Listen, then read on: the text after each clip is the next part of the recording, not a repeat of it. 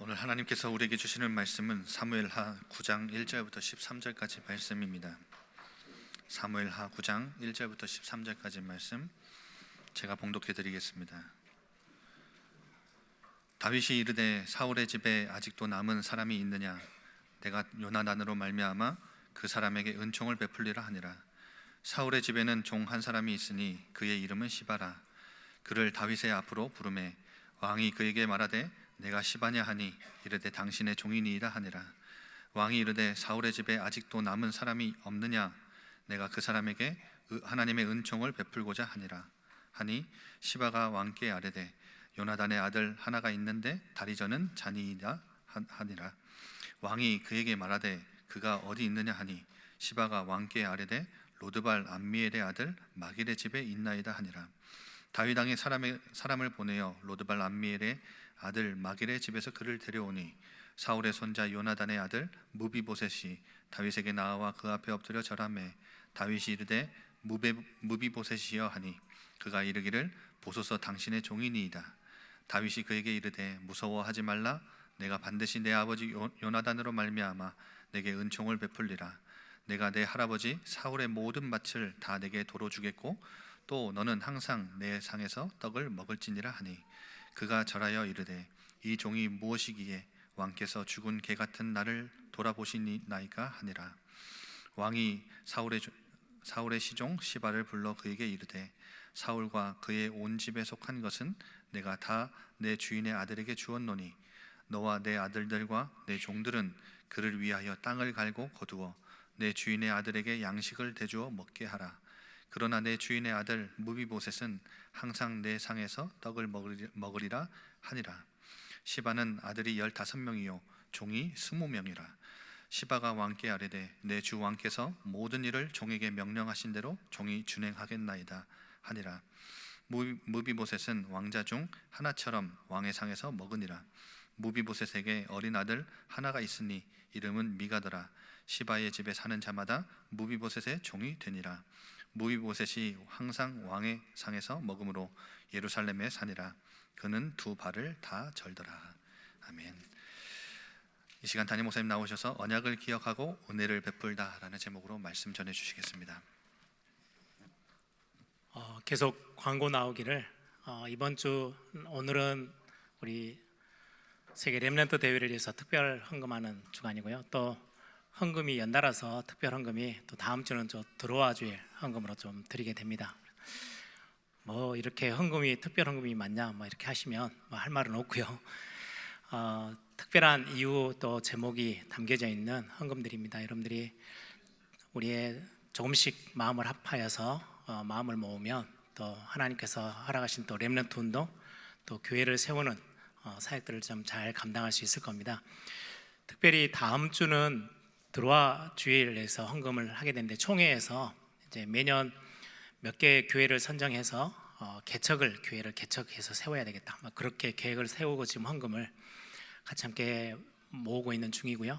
그 헌금 이제 다음 주 같이 함께 헌금하시면 그 헌금 중에 일부를 저희 교회와 연관돼 있죠. 우리 용인 반석교회 박경도 목사님이 개척하신 지가 얼마 안 돼요. 그래서 그 교회를 또 섬기는 부분에 좀 쓸 거고요.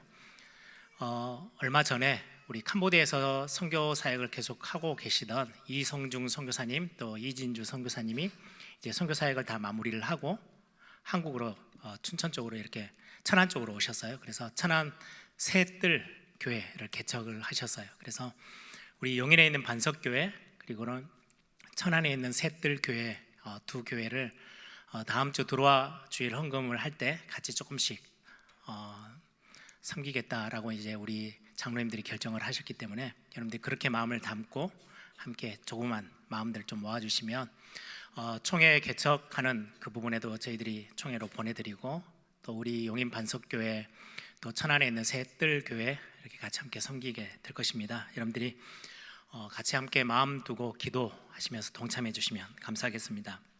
우리 옆에 있는 분들하고 그렇게 함께 인사하십시다. 예배할 때 보면 항상 앉는 자리에 항상 대충 다 앉으시죠. 또 앉는 거 보면 주로 이렇게 가족들 또 친한 분들이 같이 앉아 계시는데 친하다고 그냥 대충 하지 마시고 우리의 어떤 중심의 고백이고 또 언약적인 고백입니다. 옆에 있는 분들 같이 보시면서 당신은 하나님의 은혜를 받은 자입니다. 한 번 더 고백하십시다. 우리의 모습하고 상관없이 우리를 그렇게 부르셨죠. 당신은 왕의 자녀, 하나님의 자녀입니다. 하나님의 자녀라는 그 어마어마한 축복의 신분은 우리가 이렇게 뭔가 자격증 따듯이 열심히 노력해가지고 얻어낸 게 아니에요. 하나님 우리에게 은혜로 베푸신, 위에서 부으신 은혜입니다. 그래서 하나님의 자녀는 그 어떤 상황 속에서도 여러분들은 신분, 권세는 절대 흔들리지 않습니다. 그래서 여러분들이 오늘도 말씀 속에서 확인하시고 내 수준이 아닌 위에서 부으신 하나님의 자녀라는 만왕의 왕, 우리의 모든 생명의 주관자 되시는 우리는 그 왕의 자녀다. 여러분들이 확신하고 붙잡고 또 그 속에서 최고의 은혜를 확인하는 시간 되기를 바랍니다. 우리가 같이 함께 예배하러 나와서 말씀을 듣죠. 우리는 신앙생활하는 중에 여러 많은 문제, 어려움, 갈등, 위기 이렇게 당합니다. 그런데 그 문제 앞에서 어디로 가야 될지 길을 우리가 알지 못하면 굉장히 당황스럽고 문제 안에서 방황하게 되죠. 그런데 성경은 말씀해요. 말씀이 우리 앞에 길이 되어진다고. 시편 119편 105절에 보시면 주의 말씀은, 하나님의 말씀은 내 발의 등이요 내가 가는 길에 빛이 되어진다. 내 발의 등이라는 말은 내가 오늘 또 저 멀리 100m, 200m 바라보고 가는 게 아니고 한 걸음 한 걸음 걸어가는데 어떨 때는 문제 앞에 설 때도 있고 굉장히 상상 못하는 어려움이 우리 앞에 딱 놓여 있을 때 있는데 그때 어떻게 해야 되는지 밝히 보여주는 내 발의 등이 되어지고 우리가 가야 될 길, 우리는 한 번도 안 가본 길을 걸어가잖아요. 그 길에 빛으로 비추셔서 어디로 가야 될지 정확하게 우리에게 말씀하신대요. 그게 하나님의 말씀이에요. 그래서 오늘 또 여러분들이 말씀을 붙잡고 어떤 상황 속에 있든 정확한 하나님의 인도받는 그런 축복된 시간 되길 바랍니다. 사실은 말씀을 이렇게 서면 가장 말씀 전하는 심부름꾼인 목회자가, 저 같은 이제 앞에 서 있는 목사가 내 자신을 내가 정말 잘 알잖아요. 그러다 보니까 성도님들은 말씀 사모하고 예배 사모하고 나와서 막 말씀 붙잡는 그렇게 신앙생활을 하는데 설교를 하는, 말씀을 전달하는 목사 자체가 그 말씀을 잘 안 붙잡을 때가 참 많아요. 왜? 나를 너무 잘 아니까. 나 같은 사람이 더 또 그런 거는 말씀 사역하는 목회자의 어떤 자녀들, 아내, 가정에 있는 사람들 가까이서 일상생활을 다 보잖아요. 여러분들은 저하고 일주일 내내 같이 살진 않잖아요. 일주일에 한두 번 이렇게 앞에 서 있는 모습만 보니까 참 우리 목사님 이렇게 할 수 있는데, 가족들이나 목회자의 어떤 설교를 감당하는 사역자의 어떤 측근에 아주 가까이 있는 분들은 이런저런 앞뒤의 모습들을 다 봐요. 그러다 보니까 말씀 자체에 집중하지 못하고 말씀 전하는 자와 그의 삶과 말씀이 이렇게 동일선상에 있는 것처럼 보이니까 말씀을 놓쳐버릴 때가 참 많아요. 정말 어떻게 보면 제일 안타까운 모습이죠. 여러분들이 말씀 사역자가 그래서 많은 부분에 있어서 더 하나님 앞에서 바르게 하려고 애를 쓰는 부분이 있지만 그거와 상관없이 말씀 자체가 능력입니다. 그래서 오늘 또 여러분들이 말씀 사모하고 하나님의 말씀을 붙잡는 그런 축복의 시간 되기를 소망합니다. 오늘 사무엘 하 9장을 같이 함께 나누는데요. 요즘 이렇게 정권이 바뀌고 나면 시간이 한참 지났는데도 불구하고 계속 뉴스에 이렇게 나오는 단어들이에요. 적폐청산. 그러니까 적폐청산이라는 것은 안 좋은 문화나 습관들, 예전에 가지고 있었던 그것들을 청산해야 된다, 이런 의미인데 굉장히 좋은 단어이기도 하죠.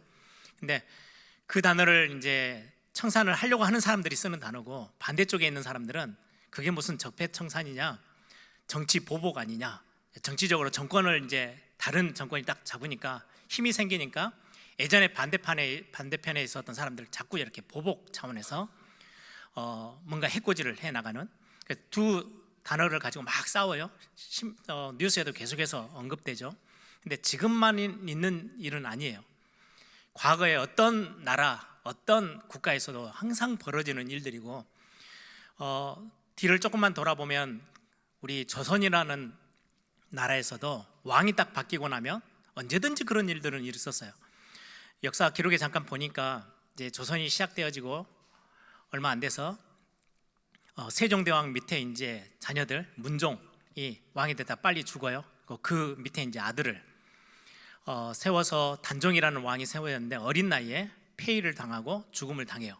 그 이유가 뭐냐니까 삼촌인 세조가, 수양대군이라 하죠. 세조가 힘을 딱 가지고 자기의 어떤 적처럼 생각해서 단종을, 왕위에 서 있던 어린 조카를 밀어내버리고 죽이고 자기가 왕의 자리를 딱 차지해서 힘을 내요. 아니 어떻게 그 친인척 관계 속에서 그것도 조카를, 삼촌이 그럴 수 있느냐.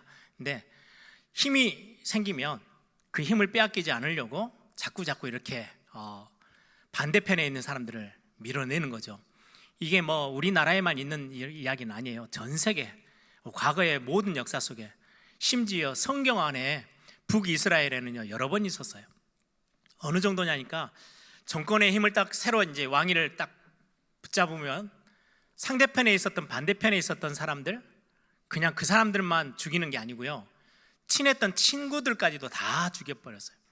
그게 어떻게 보면 역사 속에 있는 부분이기도 합니다. 왜 제가 오늘 이 말씀을 드리냐면, 오늘 1절을 딱 읽으면 지금 다윗이 거의 최고조에 올라가는 다윗 왕국의 힘이거든요.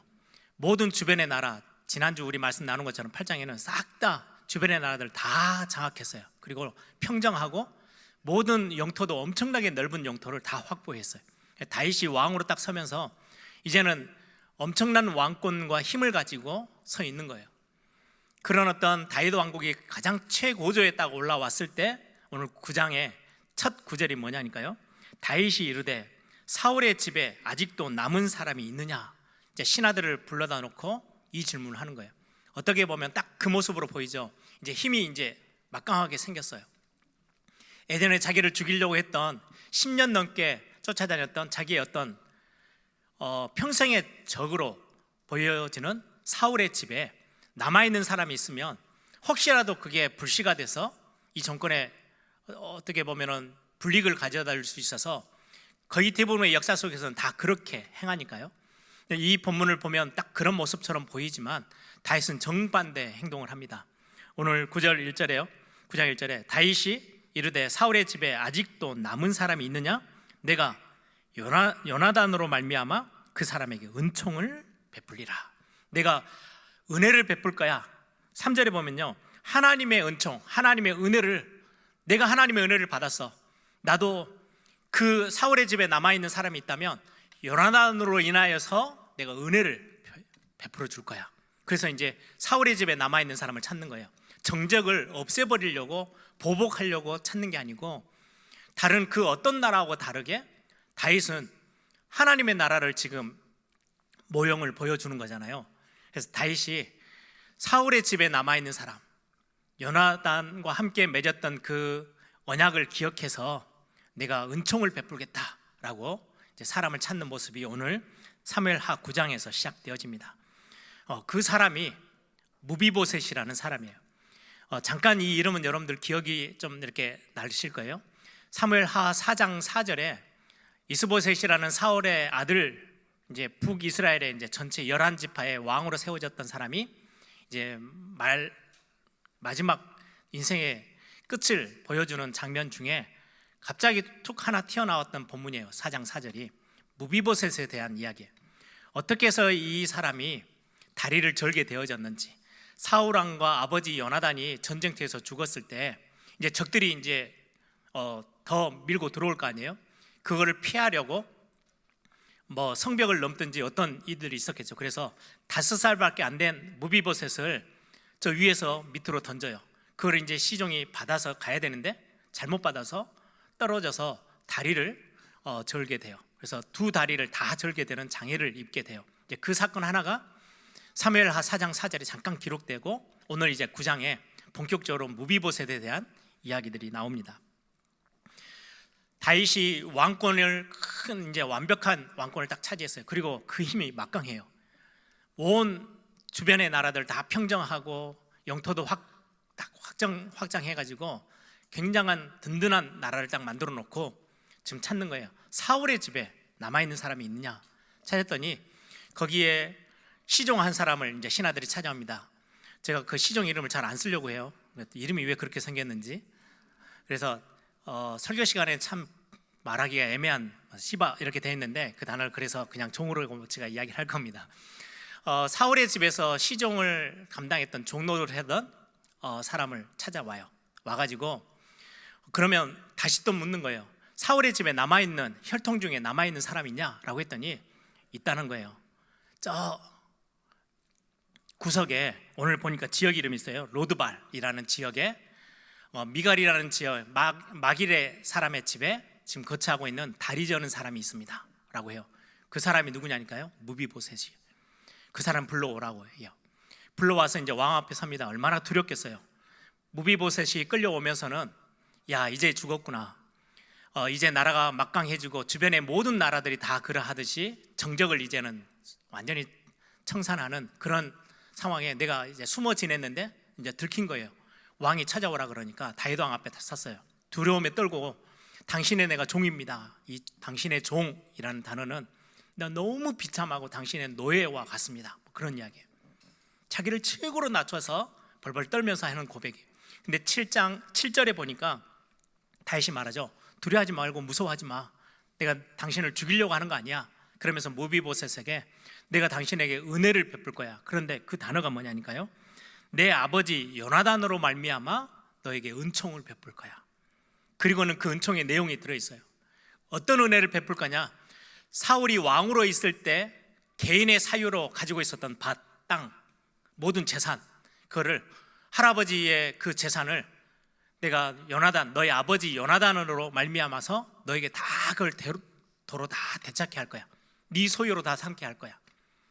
그리고는 그 정도가 아니고 이제 너를 살려줬어. 이 정도를 끝나지 않고 재산을 싹 다 회복하도록 하고, 그리고 너는 내 자식들, 왕자들이 먹는 식탁, 왕이 먹는 식탁에서 함께 식사를 할 수 있는 자리로 내가 옮겨올 거야. 그래서 내가 너를 평생 끌어안고 왕의 식탁에서 밥을 먹는 자로 내가 삼을 거야. 어마어마한 은혜를 베푼 거죠. 반대편에 서 있는 사울이 어떻게 보면 무비보셋이 힘을 얻으면 뭔가의 씨앗을 가지고 키워서 대적할 수 있어요. 그러니까 바로 이전에 왕이었으니까, 정권이 딱 바뀌고 나서 왕조가 바뀌었으니까요. 근데 다윗은 품어요. 이 본문을 보고 많은 사람들은 와, 다윗의 위대함을 봐라. 다윗이 왕이 되어졌는데 정적들을 없애지 않고 그 많은 그 사람들을 다 살려주고, 특히나 사울의 손자 되어지는 무비보셋을 살려주고 은혜를 베풀고 어마어마한 사랑을 베풀어 주지 않냐. 야, 다윗은 위대한 사람이야. 다윗의 그 행적, 그 삶은 너무나도 선함을 가지고 있어. 이렇게 설교하는 설교분도 많이 있어요. 제가 이 설교를 가지고 이렇게 정리한 중에 이렇게 보니까 어떤 이 본문을 가지고 설교하는 설교 제목이 뭐냐니까요. 그리스도인의 품격. 어떤 의미냐니까 다른 의미로도 설교한 본문들도 있는데, 그리스도인이 되어지면, 하나님의 자녀가 되어지면 하나님의 사랑을 많이 받았지 않냐. 그래서 구제하고 어려운 사람들에게 베풀고, 장애인을 섬겼던 다윗처럼 정말로 힘든 사람들을 섬기면서 살고 도와주면서 베풀면서 살아야 돼. 그게 그리스도인으로서의 품격이야. 이렇게 설명하는 설교자들도 있어요. 근데 오늘 본문은 그 내용이 전혀 아니에요. 오늘 본문은요, 여러분들 제가 사무엘상하를 할 때 항상 말씀드렸죠. 큰 그림, 사사시대로부터 시작해서 자기의 소견이 옳은 대로 행했던 인간 중심, 사람 중심, 하나님과는 전혀 상관없었던 사람들이 바벨탑 쌓듯이 한 나라, 왕을 세워서 나라를 딱 구성했어요. 그게 뭐예요? 사울의 왕국이에요. 결국 그 사울의 왕국은 하나님과는 전혀 상관없이 결국 무너져요. 하나님과 말씀 전혀 온데간데 없고 자기의 소견이 옳은 대로 뛰다가 무너졌어요. 이 사울의 왕국은 무너지는데, 이 사울의 왕국 말고 진짜 하나님이 원하는 다윗 왕국, 결국은 이 다윗 왕국은 모형일 뿐이에요. 무엇을 보여주기 위해서요? 구약교회가 나중에 올 신약교회, 하나님의 나라, 그리스도를 통해서 완성될 그리스도의 왕국을 보여주기 위해서 다윗을 들어서 다윗 왕국을 모형 삼아 보여주고 있어요. 결국 다윗은 사라져요. 오늘 9장하고 10장 사이를 최고조로 딱 삼고요, 그 다음부터 다윗의 삶은 이런저런 실수와 연약함에 조금씩 내리막길을 걸어가요. 그래서 다윗 왕국은 하나의 모형일 뿐이에요. 대단한 왕국이다, 야 우리가 막 칭송받고, 이게 아니고 하나님의 나라의 굉장히 중요한 하나의 모습을 딱 보여주고 사라져 가요. 역사 속에서는 영원히 남는 건 뭐예요? 그리스도의 왕국이 남아요. 하나님의 나라, 완성될 하나님의 나라가 어떠한지를 구약을 통해서 우리에게 설명하고 있어요. 하나님의 세우신 교회가 어떠해야 되는지 우리에게 중요한 말씀을, 메시지를 주고 사라져 가요.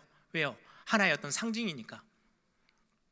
그래서 지금 다윗 왕국의 이 모습을 보면서 그리스도의 왕국, 하나님이 세워나가실 하나님의 나라에서는 어떤 일들이 벌어지고 어떤 하나님의 축복들이 임하는지를 우리에게 지금 다윗을 통해서 확인시키는 거예요. 다윗의 선함과 다윗의 위대함을 우리에게 알려주는 게 아니에요. 우리의 시선을 들어서 이 본문을 보면서 하나님이 우리를 얼마나 사랑하시는지, 또 하나님이 우리에게 약속하셨던 그 그리스도를 보내셔서 어떤 일들을 행하셨는지를 우리의 눈을 그리스도께로 향하도록 만드는 본문이 오늘 성경의 말씀입니다. 사무엘하 9장은 그렇게 여러분들이 보셔야 해요. 그 눈으로 우리가 오늘 말씀 잠깐 확인해 보기를 바랍니다. 전체적인 내용에서 다윗, 오늘 제가 제목을 언약을 기억하고 은혜를 베풀다라고 제가 제목을 정했어요. 다윗을 통해서 보면 예전에, 오늘 보면은 계속해서 요나단의 이름이 3번이나 나와요. 요나단으로 말미암아, 요나단의 자식을 찾아요. 7장에도 1절에도 그렇고 7절에도 그렇고 요나단으로 말미암아라는 단어가 있어요. 어떤 의미냐니까 사무엘상, 우리가 예전에 봤던 사무엘상 20장에 보면 다윗이 숨어서 사무엘이 있는 곳에 숨어 있다가, 야 도저히 여기선 안 돼, 내가 더 좋은 길을 찾아 나서야 되겠다, 방법을 꾀하는 중에 사울 왕의, 자기를 죽이려고 쫓아다니는 사울 왕의 아들 요나단, 언젠가부터 요나단은 자기를 굉장히 잘 대해주고 사랑해주고 챙기고 자기를 굉장히 그 관계 속에서 신뢰할 만한 관계예요. 그래서 내가 요나단을 찾아가서, 왕의 아들을 찾아가서 나의 도움을 요청해야 되겠다, 찾아가요.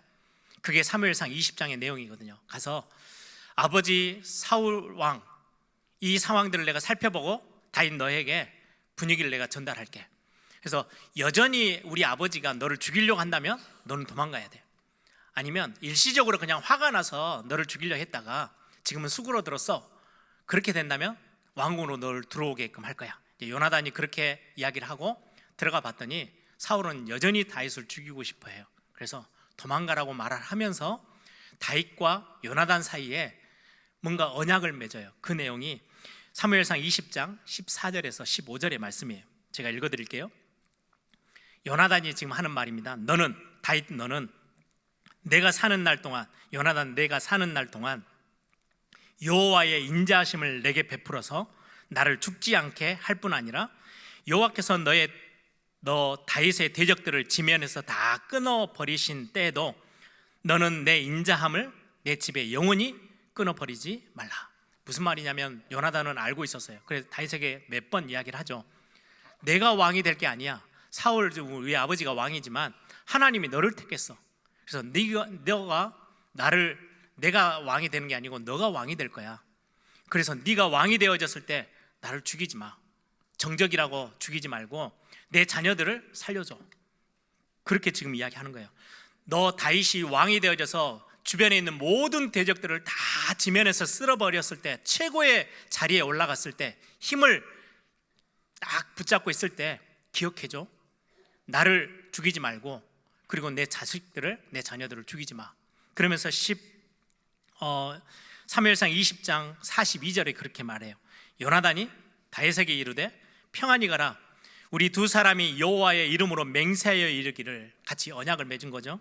여호와께서 영원히 나와 너 사이에 계시고 내 자손과 내 자손 사이에 계시리라.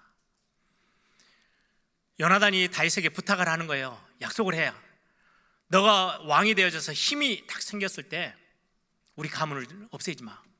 우리 자녀들도 살려줘. 이렇게 부탁했어요. 근데 요나단은 전쟁에 나가서 죽어버렸죠.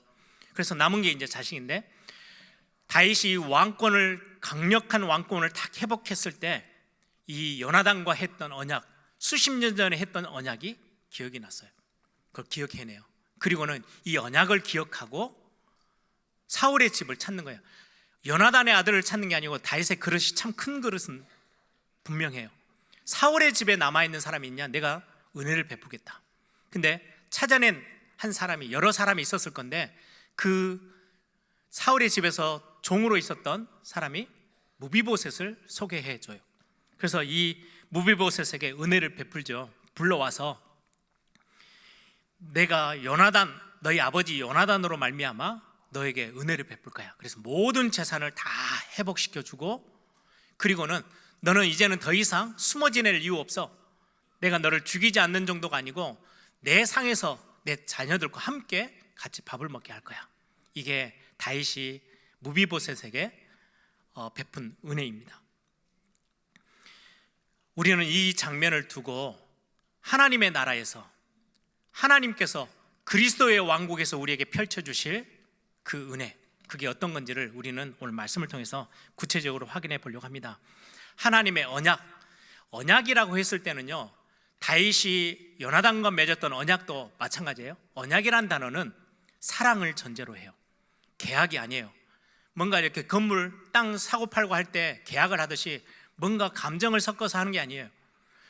계약은. 그런데 언약은 달라요. 사랑이라는 감정이 포함되어져 있어요. 사랑 안에서 맺어진 약속을 언약이라고 해요. 다윗과 요나단은 우리가 잘 알듯이 엄청 그 두 사람의 관계가 엄청 훌륭하잖아요. 많은 사람들이 본받고 싶어 할 만큼 우정, 사랑, 여러 단어로 표현할 만큼 거기에 안에서 맺어진 언약을 지금 성경은 언약이라는 단어를 쓰고 있어요.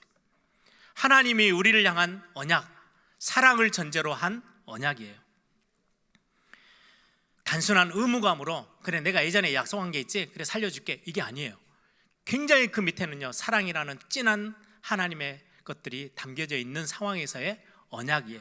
그 하나님의 언약이 어떠한지 우리는 말씀 통해서 확인해 봐야 돼요. 하나님이 우리를 하나님의 형상대로, 어떤 짐승하고도 다르게 하나님의 형상대로 우리를 창조하셨어요. 성경은 우리를 사랑하셨대요. 함께 교제하고 함께 사랑을 나누는 관계로 우리를 그냥 단순한 피조물의 하나가 아닌 하나님과 함께 할 수 있는, 대화하고 함께하고 같이 할 수 있는 존재로 우리를 하나님의 형상대로 우리를 창조하셨어요. 그런 창세기 3장에 문제가 생기죠. 하나님의 형상대로 창조된 우리 인간이 하나님을 등져요. 하나님의 말씀에 불순종해요. 관계를 완전히 깨어버려요.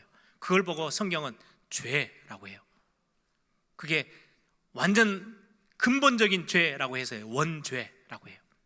이 원죄에 딱 잡힌 우리 인간이 하나님을 등지고 하나님의 관계 속에서 돌아서 버리고 세상을 향해서 뛰어갑니다. 세상의 좋은 것들로 막 채워가요.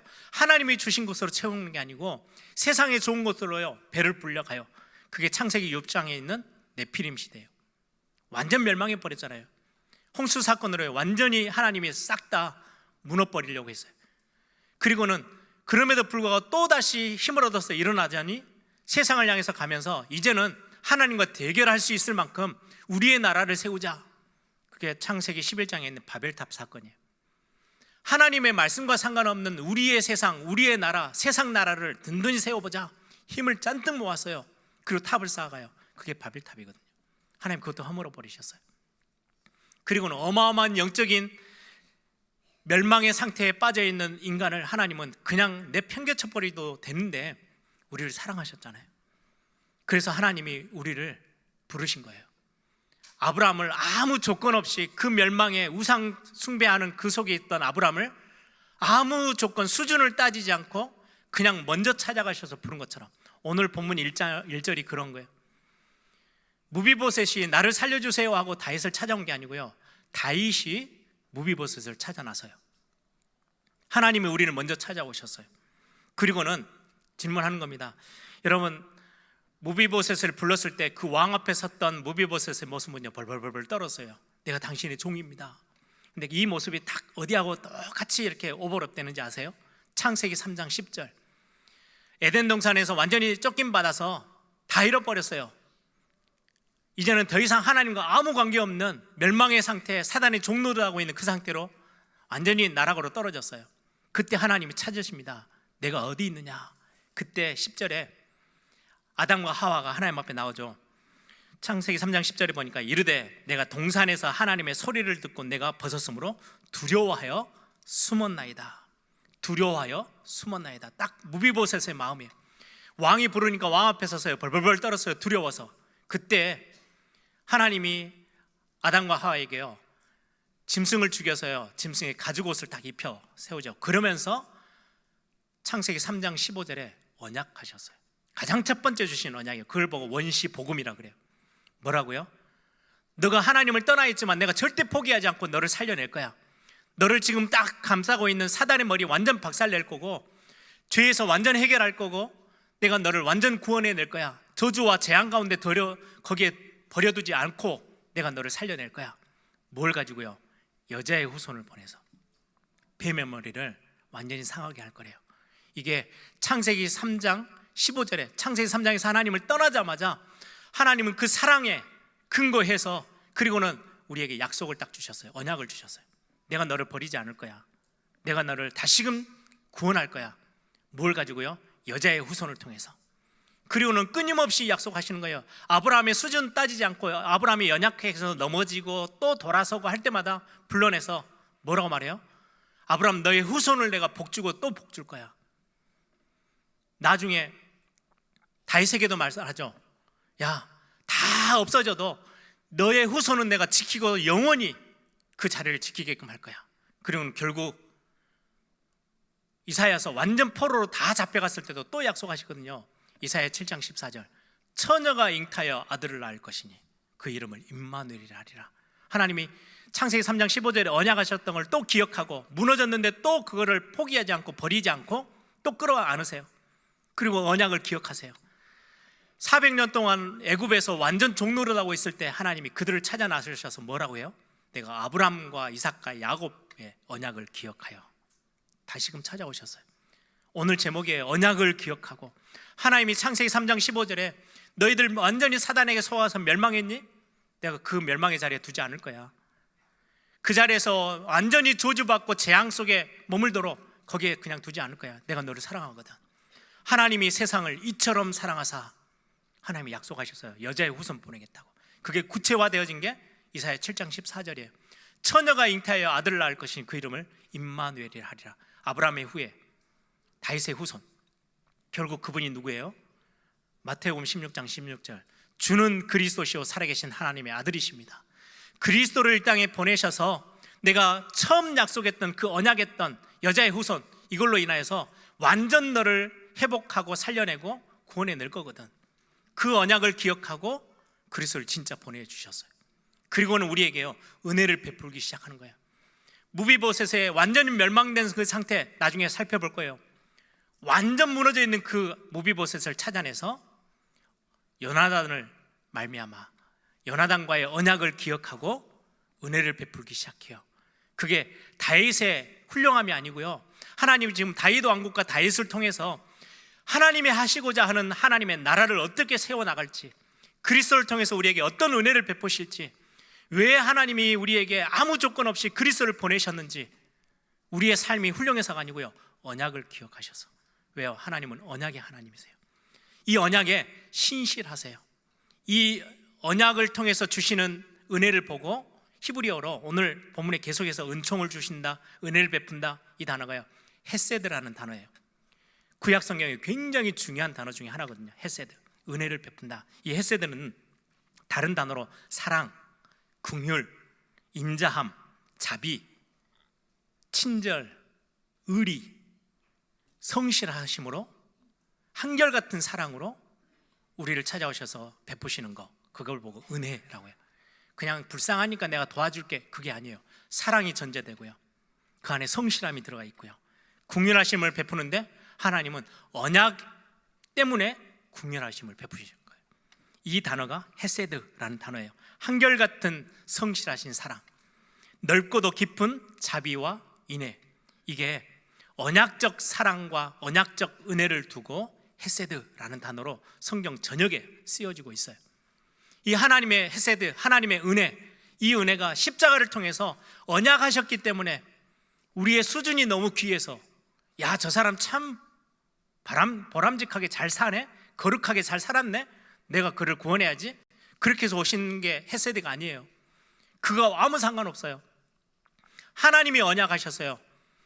사단에 속아서 완전히 하나님을 떠나자마자 하나님이 곧바로 주신 거 찾아오셔서 두려워 떨고 있는 우리 인간 앞에, 우리 앞에 두려워하지 마, 내가 여자의 후손을 보내서 너를 속였던 뱀의 머리 완전 박살내고 내가 너를 모든 거 회복해서 구원해낼 거야. 이게 헤세드예요. 하나님 우리에게 베푸신 언약을 기억하고 베푸신 은혜. 그래서 로마서 5장에는 그렇게 말씀해요. 너가 죄인 되어 있을 때, 너가 하나님과 원수 되어 있을 때, 삶은 여전히 망가져 있어요. 하나님의 말씀에 불순종해서 완전 재앙과 저주에 빠져 있어요. 그때 우리를 찾아오셔서 하나님이 우리를 사랑하셔서 화목제물을 보내셔서 우리를 구원하시겠대요. 그 언약을 기억해서 구원의 은혜를 우리에게 베푸신다고 말씀합니다. 그러면서 로마서 8장에 말씀하죠. 이 언약인 그리스도 예수 안에서 너는 절대 정죄함이 없어. 그 누구도 너를 이제는 너가 하나님을 떠났던 거, 너의 연약한 거, 그거 가지고 심판하지 않을 거야. 정죄함이 없어. 성령의 생명의 법이 죄와 사망의 법에서 너를 완전 해방해. 무비보세요. 너 이제는 너는 숨어 지낼 필요도 없고 그것 가지고 너에게 해코지 할 것도 없어. 내가 너를 완전히 회복할 거야. 하나님이 우리에게 행하신 그 은혜가 구체적으로 보여진 게 다윗을 통해서 무비보셋에게요. 하나님 그렇게 회복하셔요. 그 정도가 아니고요. 로마서 8장에는 우리를 하나님의 양자 삼아, 자녀 삼아서 하나님의 자녀라 부르시고 하나님의 상속자로 우리를 세우셨대요. 예전에 우리는 에덴 동산에 있는 축복 다 빼앗겨 버렸어요. 우리 앞에 놓여 있는 건 사망 권세, 저주 재앙밖에 없는데 무비보셋하고 똑같잖아요. 그런데 무비보셋에게 사울 왕이 가지고 있었던 전 재산 다시금 다 회복시켜 줬거든요. 그것처럼 예전에 우리가 하나님의 자녀로 하나님의 형상대로 에덴 동산의 모든 복을 누렸던 그거, 보좌의 축복을 우리가 싹 다 그리스도 고백하는 날 우리에게 다 허락하시겠대요. 하나님의 하늘의 상속자로 삼으셨어요. 다 누리도록. 그래서 그리스도를 고백하는 사람들에게요, 우리의 수준하고 상관없어요. 이 언약을 기억해서 우리에게 베푸신 은혜예요. 천국 열쇠를 너에게 줄 거야. 너가 이 천국 열쇠를 가지고 기도하면 하늘 문도 열 거고 하늘 문을 닫기도 할 거야. 그게 하나님이 우리에게 주신 상속자가 누릴 수 있는 엄청난 축복이에요. 오늘 이 말씀을 우리에게 하고 계세요. 이걸 보고 은혜라고 합니다. 내가 노력하는 게 아니잖아요. 나의 힘으로, 우리 찬송가에 나오는 것처럼 울어도 못해요. 눈물로도 예씀으로도 안 되는 거예요. 내가 노력해서 할 수 있는 게 아니에요. 하나님의 헤세드 은혜는 하나님이 전적으로 언약을 기억해서 주시는 거예요. 언약을 기억해서 우리에게 베푸신 하나님의 은혜. 윤리 도덕적인 수준을 하나님 우리에게 요구하지 않으셨어요. 안 된다는 건 너무 잘 알거든요. 그래서 하나님 그냥 은혜로 베푸셨어요. 언약하셨기 때문에 내가 너를 사랑해서 절대 버릴 수가 없어. 너를 포기할 수가 없어. 그래서 하나님 앞에 등 돌리고 죄악 가운데 빠지자마자 하나님이 여자의 후손 그리스도를 보내서 내가 너 문제를 다 끝내버릴 거야. 너를 속여 들어왔던 사단의 머리 내가 박살낼 거고, 지금 너에게 임해 있는 저주와 재앙 깨끗이 해결해서 다 원상복귀 해결할 거야. 그리고는 너가 그 정도 수준 아니야. 왕의 상에서 같이 함께 먹게 할 거야. 도망다니는 수준이 아니야. 이제는 너는 왕자로서 왕의 자녀야. 너는 하나님의 자녀야. 그래서 요한계시록 3장 20절 뭐라고 말씀해요? 볼지어다 내가 문 밖에 서서 두드리노니 내 음성을 듣고 문을 열면 내가 너에게로 들어가 너와 더불어 먹고 너는 나와 더불어 먹으리라. 함께 식사를 같이 할 거래요. 상을 같이 맞대야 할 거래요. 어마어마한 은혜를 우리에게 주신다는 말씀이에요. 우리 그러면 어떤 은혜가 베풀어졌는지, 어떤 상태에서 그게 진짜로 은혜가 되어졌는지 우리 무비보셋의 상태를 잠깐 함께 보겠습니다. 1절에 먼저 찾아오셨죠. 3절에 보면 이름을 먼저 말하지 않아요. 사울의 시종이 야, 사울의 집에 남아있는 사람이 있냐? 라고 다윗이 물어보니까 예, 있습니다. 많은 여러 사람들이 있겠지만 저 로드빌에 다리 저는 사람 한 사람이 있습니다. 이름도 없어요. 그 정도로 가치도 없고 누가 알아주지도 않는 상태에 있는 저와 여러분의 딱 그 모습. 뭔가 우리는 세상에 나가보니까요, 아무 인정도 못 받고 무시당하는 것처럼 보이는 그 모습인데, 하나님은 그거와 상관없이 언약을 기억해서 우리에게 은혜를 베푸셨어요. 또 하나, 다리 저는 자라고 돼 있어요. 장애를 갖고 있는 거죠. 여러분들 다리 전다라고 하면요, 누가 생각이 하나 나세요? 야곱. 완전 자기 스타일대로, 자기가 원하는 대로 하나님이 언약 주셨는데 그거 다 잊어버리고 자기의 욕심 따라 자기가 하고 싶은 대로 막 뛰어가다가 완전히 망해버렸거든요. 정말 죽음의 위기에 딱딱 했을 때 약복강가에서 하나님 앞에 매달려요. 그때 하나님 은혜를 주시죠. 환도뼈를 탁 이렇게 치시면서 다리를 절게 돼요. 평생 다리를 절면서 다니면서, 아, 나는 하나님께 기대고 사는 사람이지, 이걸 알게 하셨어요. 그러면서 이름을 바꿔요. 너 이제 야곱이라 하지 마. 네 인생 네 수준대로 사는 그 수준에서 벗어나서 하나님의 은혜를 입은 자 이스라엘이라고 이름을 완전히 바꿔버리셨어요. 무비보셋이 다리를 절어요.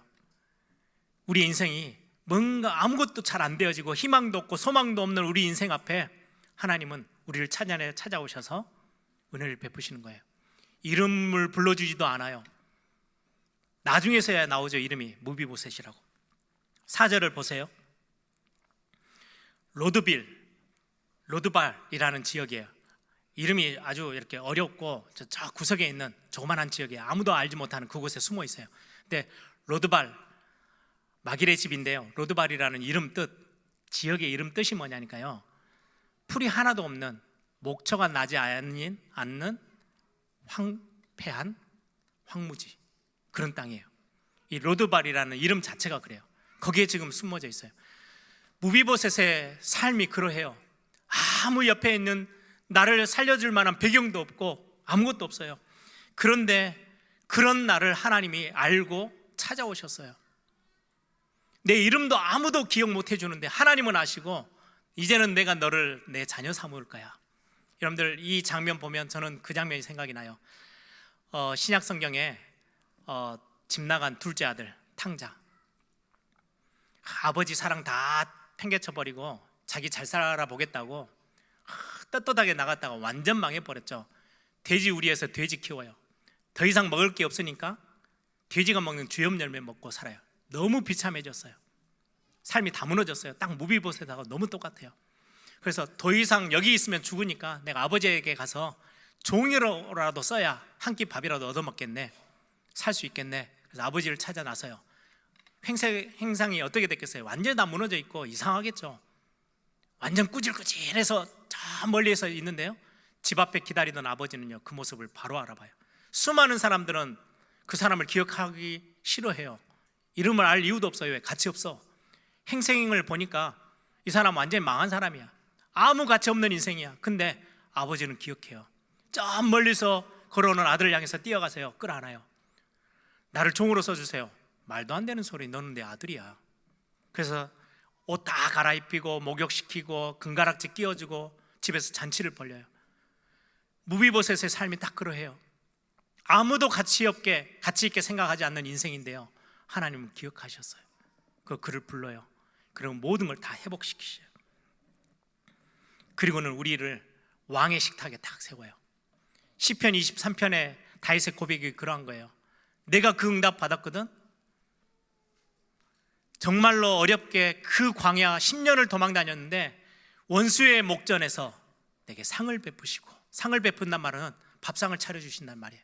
하나님이 나를 기억하시고 수많은 사람들 나를 죽이려고 하는데 하나님은 나를 기억하시고 하나님의 왕된 자리에 나를 불러서 밥을 같이 함께 먹는, 나는 그 축복을 누려. 그래서 내가 부족함이 없어. 이게 다윗의 고백이었거든요. 무비보셋에게 그대로 행하고 있죠. 7절에 모든 재산 다 회복해 줍니다. 우리를 상속자로 삼으셔서 다 회복해 주는 것처럼. 여러분, 우리의 신분 권세 다 회복되어졌어요. 우리가 세상적으로 누려야 될 것들도요, 여러분들 산업하는 분들 기억하세요. 우리는 예전에는 언약 밖에 있을 때는 다 빼앗기고 살아야 되는데 언약 안에 들어왔을 때는 하나님이 여러분들에게 정복자의 응답을 우리에게 허락하셨어요. 이제는 차지하고 살아, 다 해서 교회 세우고 하나님의 한 시대 하나님의 나라 세우는 일에 마음껏 쓸 수 있도록 내가 너에게 모든 것을 다 물려줄 거야. 이게 무비보셋에게 다윗이 했던 그 행함이, 그 은혜가 우리에게 그대로 임해 있는 거예요. 마지막 8절을 보세요. 가장 저는 인상 깊게 봤던 단어예요. 8절에 그가 절하여 이르되 이 종이 무엇이기에 왕께서 죽은 개 같은 나를 돌아보시나이까. 나는 내 상태는 죽은 개와 같은 이런 상태인데 나에게 어쩌다가 이 큰 은혜를 나에게 베푸십니까? 이게 무비보셋의 고백인데요. 그 당시에 죽어있는 사체, 사람이든 짐승이든 엄청 율법적인 부분에서는요 부정된 거예요. 절대 만지면 안 되는 거예요. 아무도 가까이 하려고 하지 않아요. 부정되고 더러워져 있는 인생. 거기에 개는 성경에도, 예전에는, 요즘은 개가 완전히 막 우대받고 사는데 예전에는 개 그러면요 욕에도 속해 있죠. 비천한 사람, 비난할 때, 손가락질할 때 쓰는 단어예요. 죽은 개 같은 인생, 아무에게도 인정받지 못했던 내 인생인데 어쩌다가 하나님이 나에게 이런 은혜를 베푸십니까? 저는 이 고백 메시지 준비하다가도요 또다시 떠올랐어요. 예전에 제가 신학교 다닐 때, 이제 대학에서 이제 신학교 처음 들어가면 엄청 교만하거든요. 세상 모든 사람들이 다 밑으로 보여지고요. 나는 지금 이제 성경 배우고 막 앞으로 목사 될 거 하다 보니까 많은 목사님들의 삶이 완벽하진 않잖아요. 부족한 것들이 참 투성이에요. 그거 보면요 막 손가락질하고 욕하고 도마 위에 올려놓고 얼마나 칼질을 많이 해야 되는지요. 그러다가 어느 날 깨달았어요. 저 모습보다 내 모습이 훨씬 더 죽어 마땅할, 부정되고 더럽혀져 있는 인생이라는 걸 하나님 앞에 발견했어요. 제가 하나님 앞에 진짜 무릎 꿇었어요. 그 뒤로부터요 제 시선이 바뀌었어요. 렘넌트들이 찾아와요. 목사님, 저는 인생이 이렇게 망가졌는데도 괜찮아요? 괜찮아. 나도 하나님이 구원하셨는데 너는 너무 훌륭해. 하나님이 너를 지금도 포기하지 아니하시고 붙잡고 계셔. 속지 마. 많은 성도님들의 삶에서 연약해서 말도 못하고 막 이런저런 우리의 부족함, 실수함 때문에 막 이렇게 헤매는 거 보면요 저는요 정말로 그런 이야기를 해주고 싶어요. 아닙니다. 당신보다 내가 더 훨씬 더 엉망인데 하나님이 나 같은 사람도 구원하셨는데, 지금 무비보셋이 하는 이야기잖아요. 죽은 개 같은 나를 왜 이런 은혜를 주셨습니까? 딱 저의 고백이에요. 우리는 또다시 오늘 메시지 듣고도 또 흔들릴 때 있어요. 그런데 하나님은요 우리에게 처음부터 행하셨던 그 언약을 기억하시고 절대 저와 여러분을 포기하지 않으세요. 그리고 은혜를 베푸시는 거예요. 이 언약을 여러분들이 붙잡고 오늘 또 하나님의 은혜 속에서 새로 시작하는 겁니다. 새로 일어나면 되는 겁니다. 이게 우리의 구원받은 하나님의 자녀들의 삶입니다. 말씀을 정리합니다. 고린도후서 6장 9절에서 10절에 그렇게 말씀해요. 우리의 지금 은혜 받은 언약 안에서 은혜 받고 있는 저와 여러분을 향해서 이름 없는 무명한 자 같으나 유명한 자요, 이름 있는 자가 됐대요. 죽은 자 같으나 보라 우리가 살아있고, 징계를 받은 자 같으나 죽임을 당하지 아니하고, 근심하는 자 같으나 항상 기뻐하고, 가난한 자 같으나 많은 사람을 부요하게 하고, 아무것도 없는 자 같으나 모든 것을 가진 자로다. 저와 여러분이 이 은혜 속에 있어요. 그래서 여러분들을 이번 한 주도 하나님의 은혜로 다시금 새로 시작하는 축복이 있기를 소망합니다. 하나님의 은혜와 하나님의 사랑, 그 어떤 것도 빼앗아갈 수 없고 무너뜨릴 수 없어요. 하나님의 그 언약적 사랑과 은혜를, 헷세대를 넘어설 수 있는 것은 아무것도 없어요. 그래서 로마서 8장에 말씀하잖아요. 세상의 그 어떤 것도 하나님의 사랑에서 끊을 수 없어요. 하나님의 은혜, 여러분들 하나님이 언약을 기억해서 내리시는 그 은혜, 그 어떤 것도 빼앗을 수 없어요. 우리의 연약함도 그래 할 수 없어요. 우리의 질병도, 우리의 연약함도, 우리의 실수도, 우리의 부족함도 하나님의 은혜를 무너뜨릴 수가 없어요. 그래서 여러분들이 하나님의 자녀라는 축복은요 최고의 축복이에요. 우리의 상태와 수준과 아무 상관없이 하나님의 헷세대로 은혜로 주신 하나님의 복을 이번 한 주도 붙잡고 새 은혜를 경험하는 축복이 있기를 소망합니다.